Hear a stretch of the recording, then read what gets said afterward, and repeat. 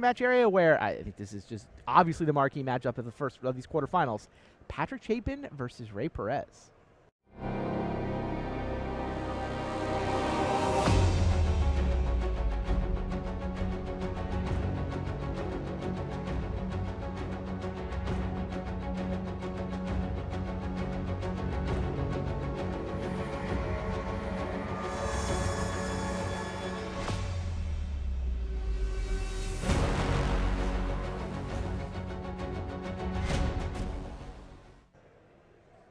Hello and welcome to the quarterfinals of Grand Prix Indianapolis. Hall of Famer Patrick Chapin has been wrecking shop with an Esper control list. He's on the right of your screen. Former Rookie of the Year Ray Perez has been playing Esper tokens and wrecking shop. He's on the left of your screen. Which is the right way to play Esper, Eric Froelich? Well, it's hard to determine because these are both top 8 players. So can't say like, well, this one went 12-1 and that one went 12-2. Clearly, everything rides on this match. Come on.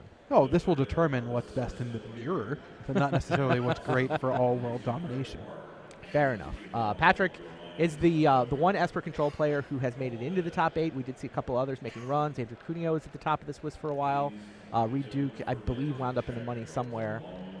Ray Perez is playing, it's really a black-white tokens deck in the main, and then because of the way the fetch lane, battle lane mana base works in standard right now, he's got enough blue sources that he's sideboarding Disdainful Strokes and Negates just because why not? You've got blue lands in your deck anyway. Yeah, those cards are fantastic, and we've seen in feature matches with those counterspells have come up huge.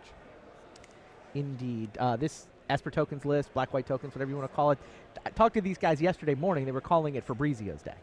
Sure. Fabrizio and Terry, I think number 23 ranked player in the world right now. He played this to lots of success last weekend in the Mox tournament on Magic Online, monthly championship. Couldn't quite win it, but did get second. And Ray, there's a Deck Tech article on the website. You can read about his experience with this deck.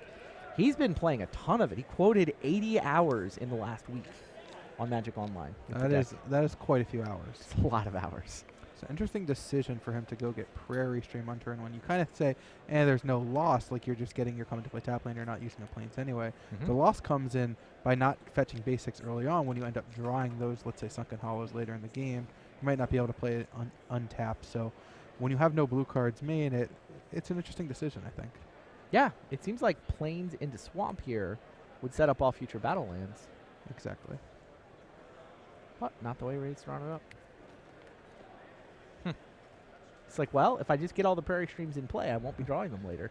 That is a factual statement. I guess he wanted white. It has to be part of what's going on.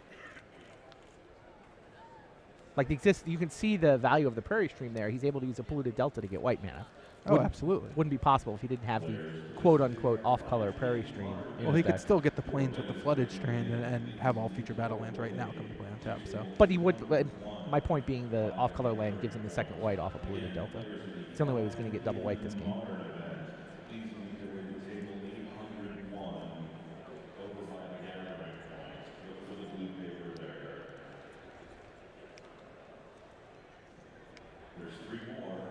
Your point, also correct. Could have plains instead of a second Prairie Stream right now. Meanwhile, the actually important thing going on in this match, Patrick Chapin's Jace has lost Summoning Sickness. He has untapped. He's in Merfolk Looter mode.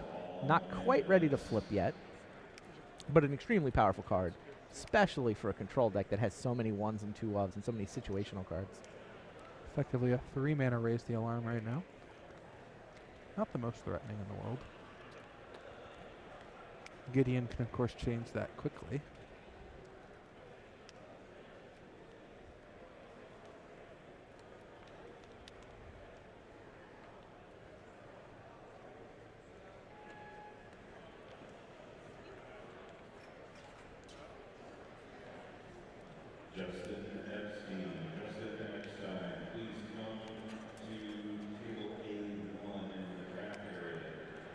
There's the Silk Wrap for the Jace. Just in time to stop it from turning into a Planeswalker, it appears. Yep, pretty nice to be able to get value out of that Silk Wrap. Mostly a dead card in this matchup, just Jaces that it can hit. And that Jace was just one card away from flipping. And now having used an ultimate price to kill token. Well, spot removal, not too strong against token strategies in general. Indeed. Players do have the deck list now. Been typed out and handed out. They got to look at them before the game.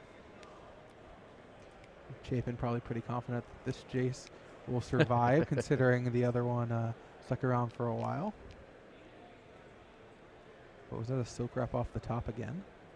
Might have been a Gideon. There's a Gideon in his hand. I guess there's one other white card. I think he already had a Gideon and another Secure the Waste. Aha. I think he just drew a silk wrap. Might be wrong on that one.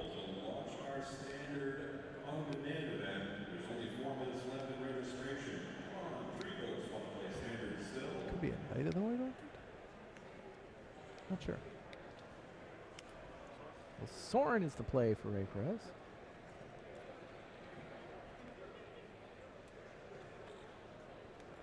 Up or down?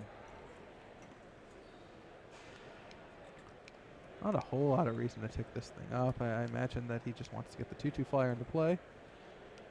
Chapin can't do really anything to threaten Soren, so getting another creature in play to... But the token can only attack through Jace if we tick up. True. Yeah, he wants 2 points of damage.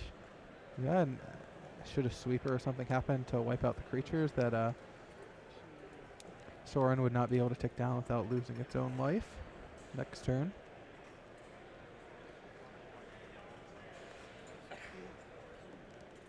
So Chapin depleting his graveyard, going to keep Jason loot mode a little bit longer, I would imagine, although, again, we're going to try to get his graveyard back on screen.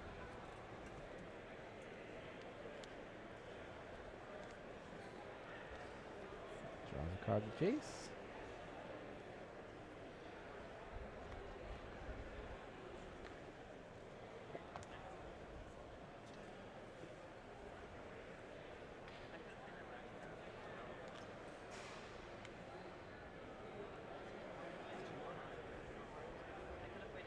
Discards a card we can't see.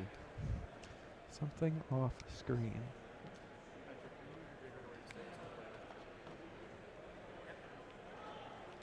Was the land. And he's at what, 4 cards now? 4 in the graveyard, yep.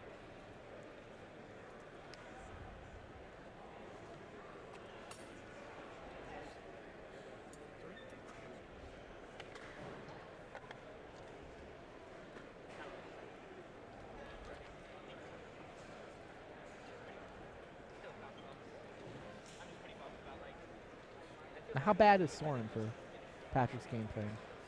Not terrible. I mean, it has to go down to actually create creatures. The life gain is not really something Chapin's worried about. As far as planeswalkers go, this is not one of the more threatening ones. This is not Gideon that can turn out a creature every single turn and potentially attack for 5. So it's definitely something he should be somewhat concerned about, but it's not the biggest concern. Gideon, this is something he wants to deal with.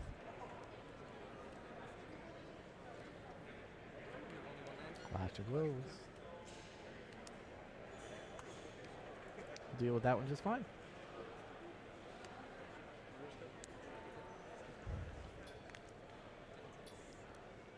Murder Scud. Again, Jace goes down before it can flip.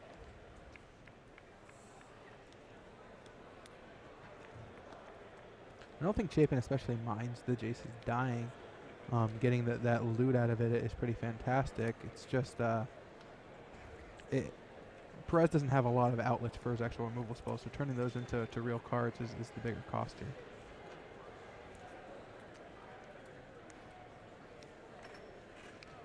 Of course, Chapin has cards like Ojutai's Command, so Jason in the graveyard, not the worst place for it. Exile a little bit tougher to deal with.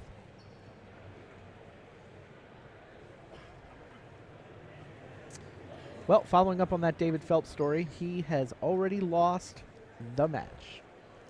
Game 1 loss to registering 1 plains and 1 plains instead of a 1 plains and 1 prairie stream. Took a game loss, corrected the deck list so that he would keep playing with his blue splash, but Daniel Chan took the second game, first game they actually played, and Daniel Chan is now through to the semis where he will play against the winner of this match.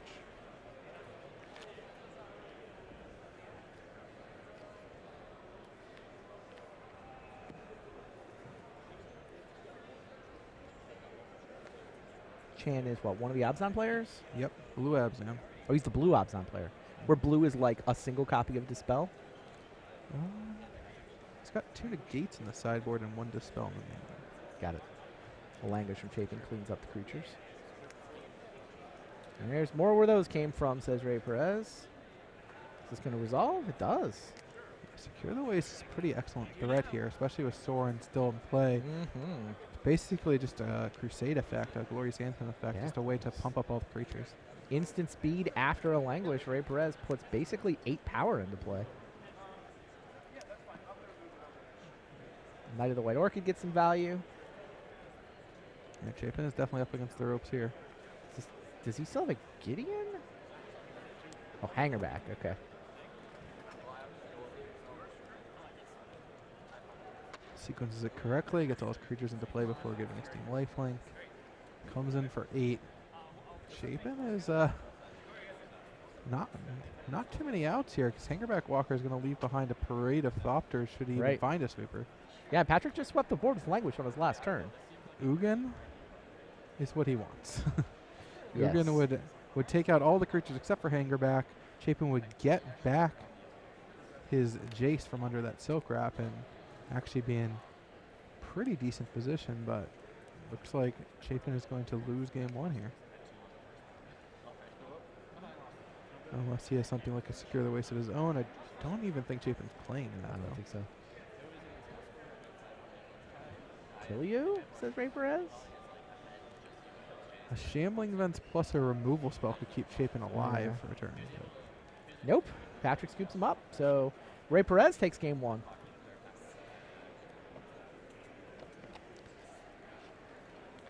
We have now, looking at the shuffle cam there, that's Scott Kirkwood and Daniel Dewan sharing this table. I'm not sure who won their first game. Oh, it's Dewan.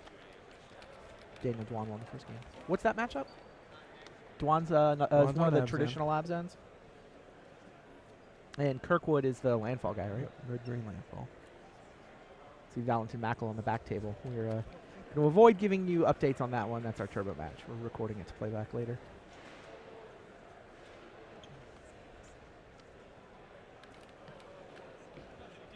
So after sideboard, things don't really get better for Chapin just because of how good Perez's sideboard actually is. He has a copy of Negate, 2 copies of Dispel, 2 copies of Disdainful Stroke, 3 copies of Duress. So Wow, just that's tons great. and tons. I mean, I just listed for you 8 cards he can bring in. 5 of them cost 1, 2 of them cost 2, and they all are going to basically be trading up for cards that Chapin they're has. all great in this matchup. Yeah, he already has, you know, some good tough creatures to deal with, a bunch of token makers, being able to remove some copies of these like Ultimate Price, or he has 4 Silk Wraps, 3 Murderous Cuts, just a bunch of cards that don't do a whole lot. Like, you want to get rid of the Jace, but it's going to have a lot of cheap interaction and a lot of good ways to deal with Chapin's threats here.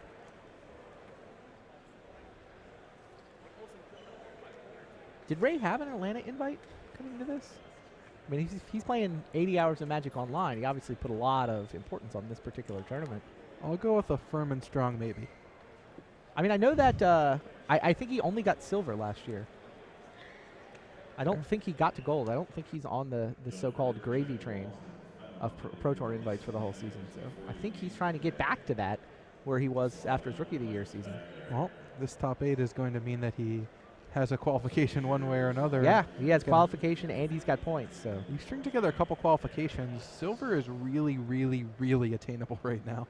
Yeah, the line has been moved down to, what, 18 pro points now? Moved down to 18, plus by just going to Grand Prix, the odds of picking up 2 points are much higher than they used to be. Yep. So 11-4 is now a 2 pro point finish. I think if you just head out to a reasonable number of events and qualify for a couple Pro Tours, your odds of getting silver are extremely good. Your odds of getting gold, if you can qualify for all the Pro Tours one year, your odds of attaining gold that year are phenomenal, I think. Definitely better than they've ever been, and easiest to stay on the train than it's been in a long time. Yeah, I think they moved. I liked all the changes they made to this pro points. And meanwhile, Daniel Juan duresses away a Become Immense. Gets a look at what he's got to play around, takes away the one Become Immense. So. Yeah. Changes make it a lot harder for me, but yes, probably good for a lot of people. No, I think the line for Platinum, you say that because the line for Platinum moved up. It now takes 50 pro points to get Platinum, which is where, I mean, that's the point where your hobby starts to pay you. Your hobby starts to become like a job with an income. Yeah, I think there's some people who want to take this as a little bit more serious than a hobby, but it does become essentially impossible without that platinum status. Right. So moving that up 4 points and really only making it so that you can get an extra 1 or 2 points from these finishes, changing how many points that you already receive. It's very challenging to get platinum, but a lot easier to get the other levels. Yeah, gold down to 33. I think it makes a lot of sense that just gold and platinum felt almost too close. Yeah, It was 35 and 46. I was actually surprised too when the platinum line did move up. It was a surprising to me number of platinum or near platinum players who felt there probably were too many platinums last year. I mean, on the one hand, gamers would want a game, like they'll certainly collect all the appearance fees they can get, but at the same time, yeah.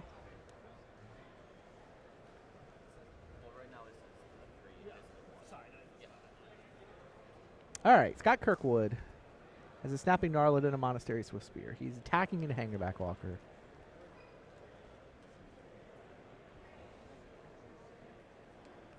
Yeah, this is a pretty great start for Kirkwood. Although having her become events get stripped from your hand is a bit tougher.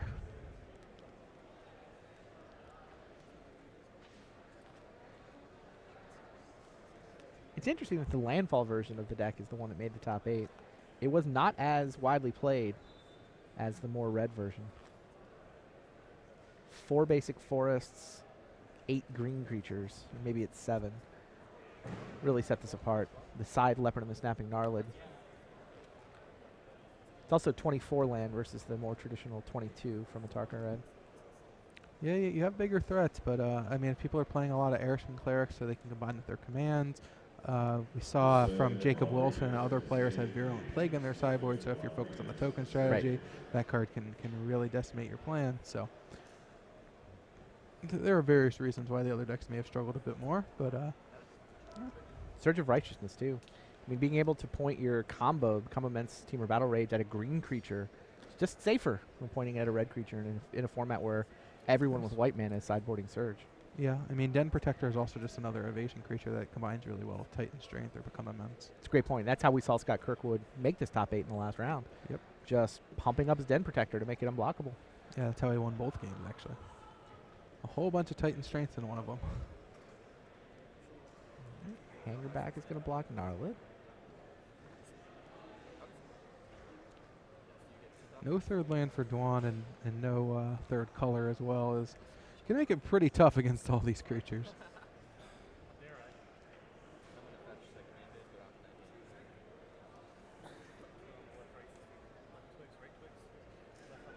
I do think the environment for token creatures in particular is, in the red-green decks, and the Dragon Fodder, the Hordling Outburst, is pretty weak. Virulent Plagues, they can't attack into an Ration Cleric. All right, first match is going. Let's head back to our main match. Scott Kirkwood certainly seems to be going pretty wide here against a Mana Screw Daniel Dwan. Looks like they're going to go to a game 3. But let's check out game 2. Trey Perez up a game with his black-white splash blue token strategy. Yeah, right now it actually is an Esper deck now that he's got the spells, Disdainful Strokes, and Negates. Most of the time we've been seeing him playing just a straight black-white deck. Pretty decent deck diversity in this top 8. Yeah, the fact that the most played deck is Abzan is a little bit surprising, although Abzan's the numbers pointed that way. Abzan is the only one with multiple copies. Everything else is unique. I mean, I'm not going to count these as... I mean, these 2 takes on the Esper are different enough. I'm counting them as different decks. Yeah, I mean, one is a true Esper and one is definitely closer to just a white-black deck. Not to mention just completely different game plans. Right. So Esper tokens, Esper control, landfall, 3 Abzans, which is kind of 2 of the normal one and then 1 blue Abzan.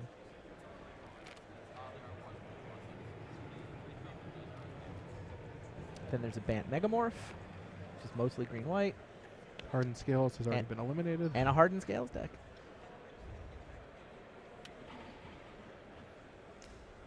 No Jeskai. I mean, you say the numbers explain 3 Abzans, but if that was true, there'd be 3 Jeskai sitting right alongside it. That's true. The Abzan versus Jeskai matchup just seems like it leans Abzan. I think that's got to explain, A, why so many people are playing Abzan, and also B, why they're winning. I definitely do not believe that to be true, but I- it may be going closer that way, and people may be slanting their abs index even further to beat Jeskai, and it certainly could be the case. I mean, look, I didn't think it was true at the Pro Tour either, No. but I mean, the numbers kind of point to that matchup almost has to favor Abzan. I mean, the card choices are, no matter what deck you're playing right now, your card choices have to be slanted toward beating Jeskai. It's true. It feels like if you don't get the Mantis Riders down, Abzan just plays much bigger threats. Yeah, I mean, Jeskai gets to play 4 copies of Crackling Doom, which is pretty good against And this 4 deck. copies of Jace. Look, I get it. I get the logic. I'm just trying to make sense of these numbers. There wasn't even a Jeskai that came close. I guess it was Well, one there's a- playing. there's a There was one. one playing for 9th in the last round. That's the closest we came. Yeah, I mean, we had a whole bunch of it, 7-0, 8-0, 9-0, 10-0.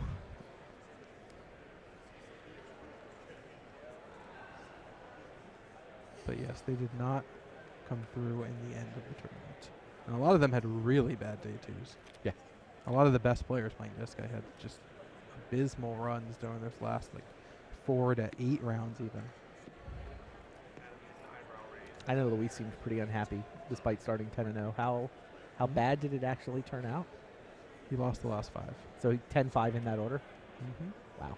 Owen started 7-0. He lost 7 of the last 9, or he finished 9-6, I think. Okay, so 6 of the last 8 for the #1 ranked player in the world. That does not sound like a Jeskai friendly day 2 metagame.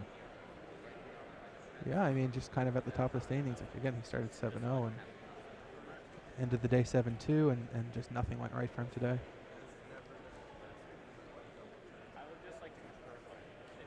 Things going right for Patrick Chapin here, though. He's already digging through time. All Ray has done is run a duress into the gate and play a 2-2 hanger backwalker.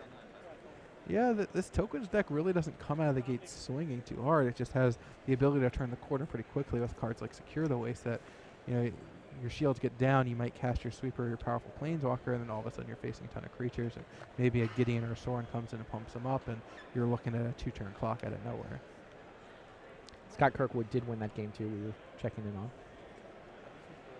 Looked like he had it under control. Yes. Or in hand. I don't know that the red deck ever has it under control.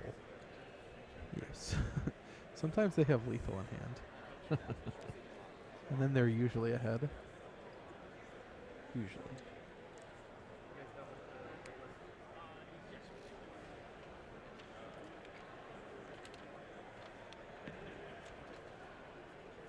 So now after sideboarding, it makes even more sense to go get that blue mana. Wasn't positive in game 1 whether that's the preferred route, but no, he's got a bunch of blue cards in his deck. He can definitely make good use of it.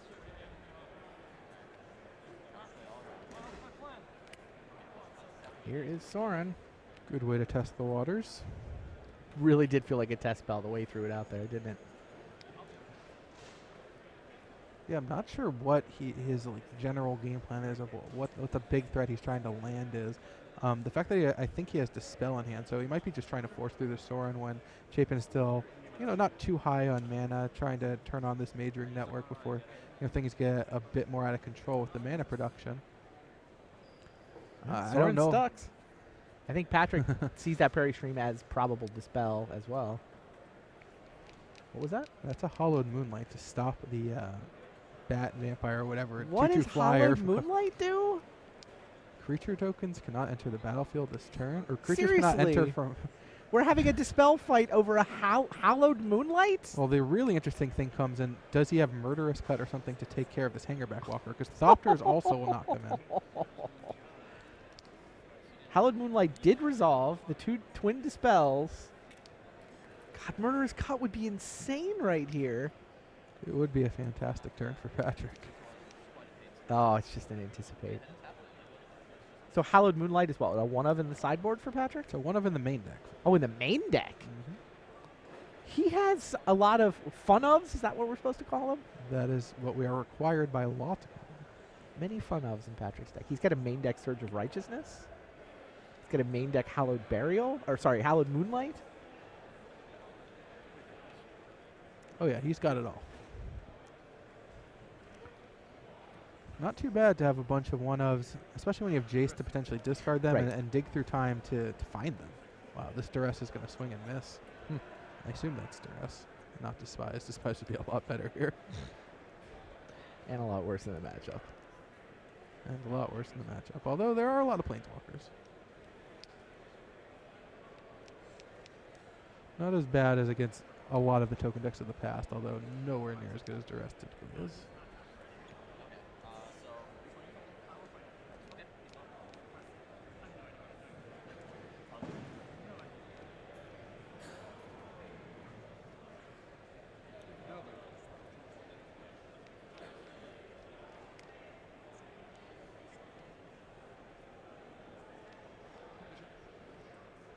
Right.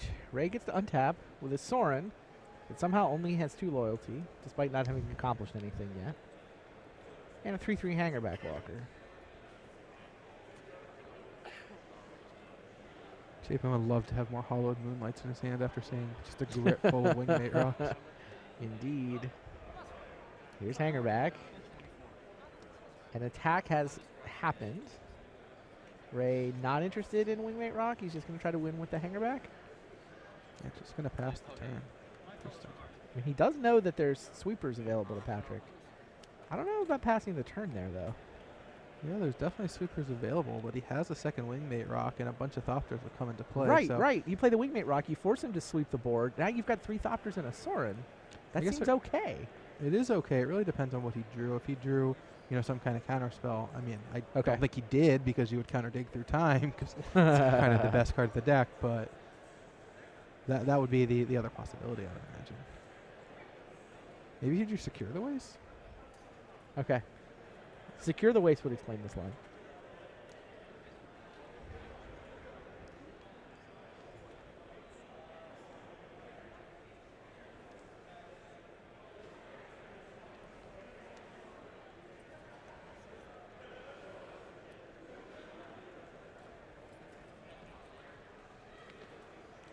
Charge it up.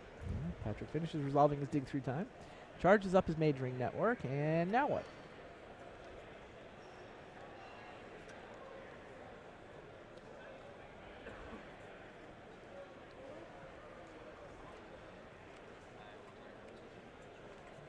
Haven of the Spirit Dragon. And Jace. Yeah, there's the big Secure the Waste. So during Patrick's end step, Ray goes for Secure for 4. This is lethal? Not quite. Jace can chump block Hangerback Walker, and Ray would only be attacking for 8, but... It is lethal with the Shambling Vents. Oh, I missed the Shambling Vents, yeah. Wow. And Secure the Waste resolves. So if he fires up Shambling Vents, pluses the Sorin, this looks like a lethal attack. Pat's going to need some removal spells. And they're not exactly going to be efficient removal spells. May also be forced to chump block with Jace here. Yeah, even if it has something like Utter End, which is kind of exactly what you want to take care of the Hangerback Walker, he's still looking at chumping with Jace on Shambling Vent and going down to 1 life. Which means even after a sweeper, the Shambling Vent would just be around to finish the job. All right, Shambling Vents. There's the Sorin plus. There's the attack. I don't know what there is for Chapin to get out of this. Well, he doesn't have it. Extends the hand. Rookie of the Year, Ray Perez, through to the semifinals, where he'll be taking on Daniel Chen. I like Patrick's take on Esper. It's kind of interesting how I feel like the Esper control decks are diverging. There's kind of 2 schools of thought, 2 camps right now. You've got the I want to play a bunch of enchantments school, sort of, which Andrew Cuneo is maybe the flagship member. And then you've got the I want to play Ugin. Yep. And you can't really put Ugin and Silk Wrap into the same deck. It's just such a nombo.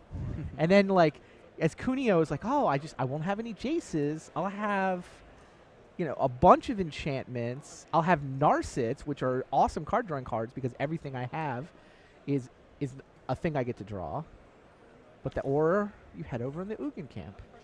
Yeah, honestly, there's tons of different ways that you can build Esper right now. We saw a deck from Shaheen Sarani, who's kind of going in the middle of those two with a bunch of Planeswalkers, no Ugins, but Jaces and Fathom feeders and a whole bunch of Ojutai's commands kind of going a more mid-range route.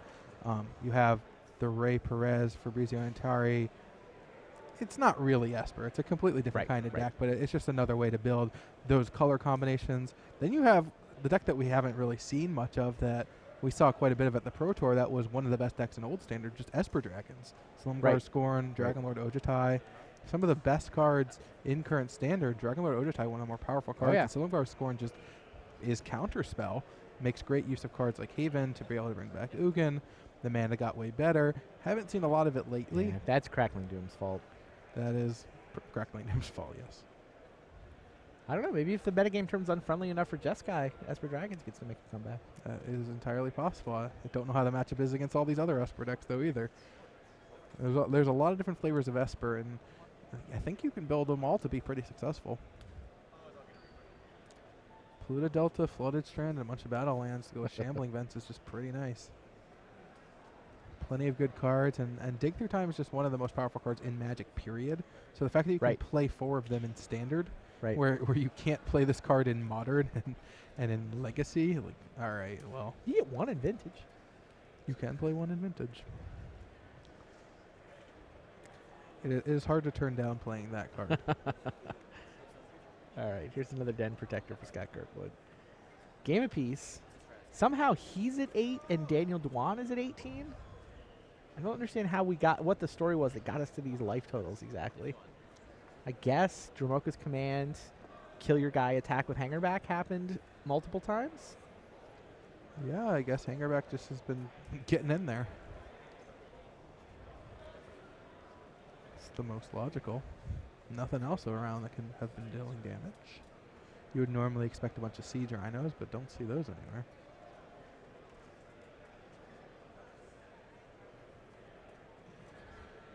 Players participating in our Super Sunday Series sealed your standings after 7 rounds of Swiss. You're back up to 6-6. As are your pairings for round 8. Again, players in the Super Sunday Series sealed at 9 a.m. Your pairings for round 8 in your standings Down goes after 7 Abbott. rounds of Swiss are now posted.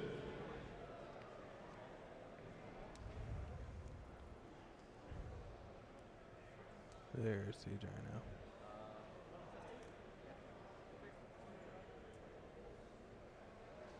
Does he not want to think about attacking with Hangerback? I can't see a good reason not to attack with Hangerback and turn it into the Abyss. Right. Assuming these life totals are correct. Oh. Well, that's a radical swing. Okay. Is it actually 1? That's not it even can't possible. be at 1. Not after Siege Rhino. No. So we have, admittedly, no idea what the life totals are. Okay. Now that makes more sense. I can see not attacking now that, he just gained 9 life. Yeah, Dwan at 8 makes a lot more sense. So I brought it up. It just didn't quite add up. Let's see what's actually in the graveyard. Seems like a big Den Protector. I can get back another Den Protector. Not bad. Oh, wow. Become Immense. So 3-9. Teamer Battle Rage is now lethal. Titan Strength is now lethal. Atarka's command is legal. Everything is And he legal. had at least 2 of those things. So Scott Kirkwood, the massive Den Protector. This is one of the things you get when you play this much green man in your deck. And Scott Kirkwood goes through to the semifinals. 2-1. The win over Daniel Dwan. Abzan is out. Landfall is moving on. That Landfall deck. And Scott Kirkwood will be playing the winner of our turbo match. Valentin Moakel versus Brent Clausen. This is not Daniel Dwan. This is Brent Clausen. We just watched Daniel. So Brent, another Abzan player. There are 2 of the traditional Abzan in this top 8.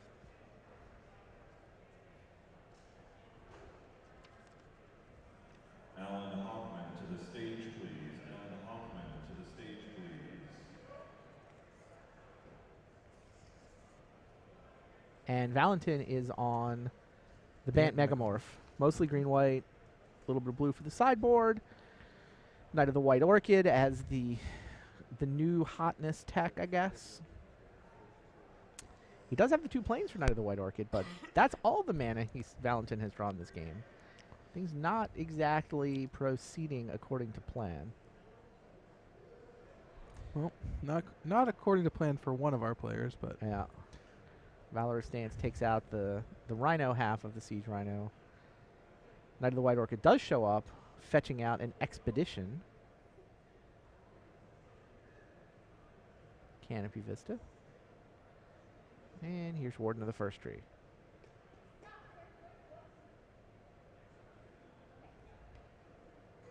A couple Thopters. But now there's another enemy Siege Rhino. Valentin's life total can't be in great shape here.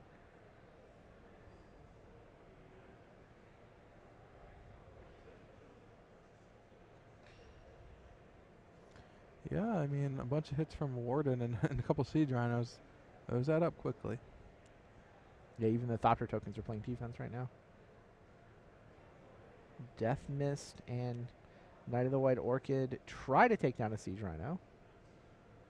But Abzan Charm turns into a 2-for-1. Also exiles the Death Mist Raptor. Kinda everything coming up Clausen here.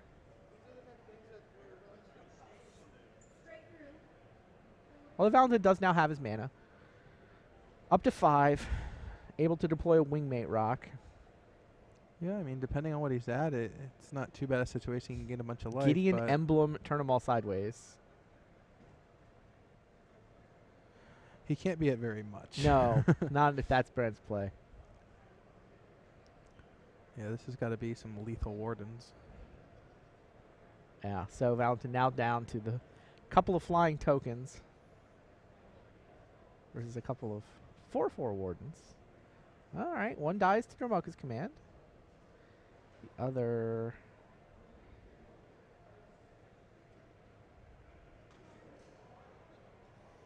Also Also giving dies it lifelink. to another Dromoka's command. Try to just gain 4 on the way out. Thinking about it. Didn't.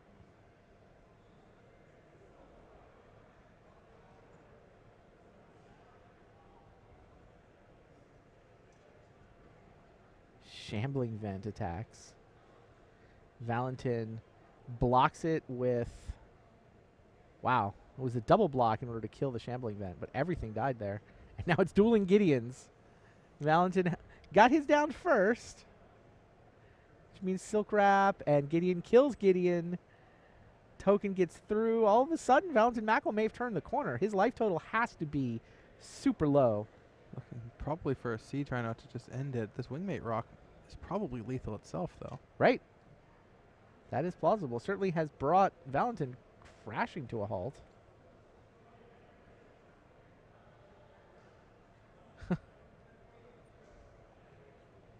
So, land to flip Nissa. Den Protector. Flips. Hoping to hit What does he something. return? Oh, does he get Dromoka's command? That's what he was looking for. It's a Failed. good line. Yeah. So Brett Clausen wins that first game. Valentin came very close to turning the corner there. But he was just actually just 1 mana short of being able to just play the Den Protector, flip it, and get a Dromoka's command. Yeah. Which probably would have won the game. sounds right. Just hung out on 2 planes for a little bit too long.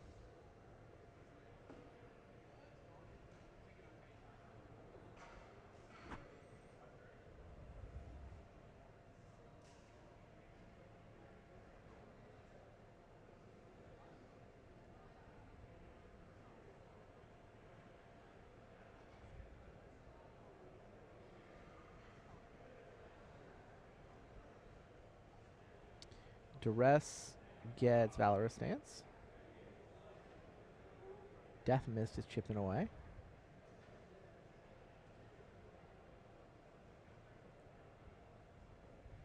Gideon joins Team Mackle. And that was, wow, that was a quick game 2. Valentin Mackle evens things up. And it all comes down to this.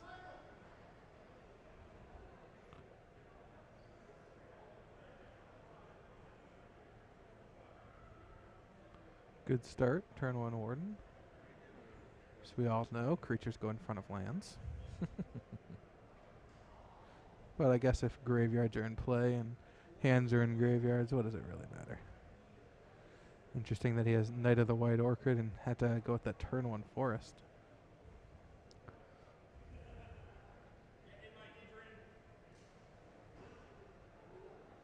Twins get Rest the rocked mind. down. Looks like Mackel's just not hitting spells.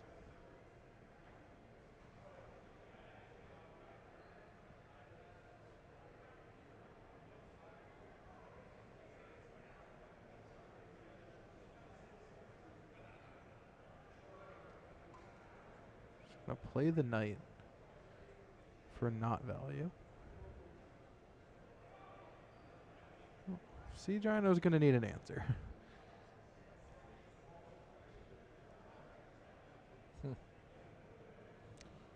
Yeah, Wingmate Siege Rhino Rock may gets to just end attack. it. Wingmate Rock comes down. Brent Clausen pulling pretty far ahead. It's not where the Green White Megamorph deck wants to be.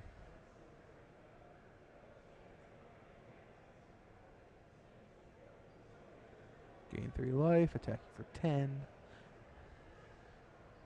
Make it 8. Wow. Here's Anafenza. Brent Clausen has seen the deck list. He knows there's no sweepers. Just piling onto this board. Should do it. Yeah. Brent Clausen wins 2-1 over Valentin Mackel, and Brent Clausen will be through to the semifinals. Well, that's going to do it for the quarterfinals here at Grand Prix Indianapolis. Semis will be up momentarily.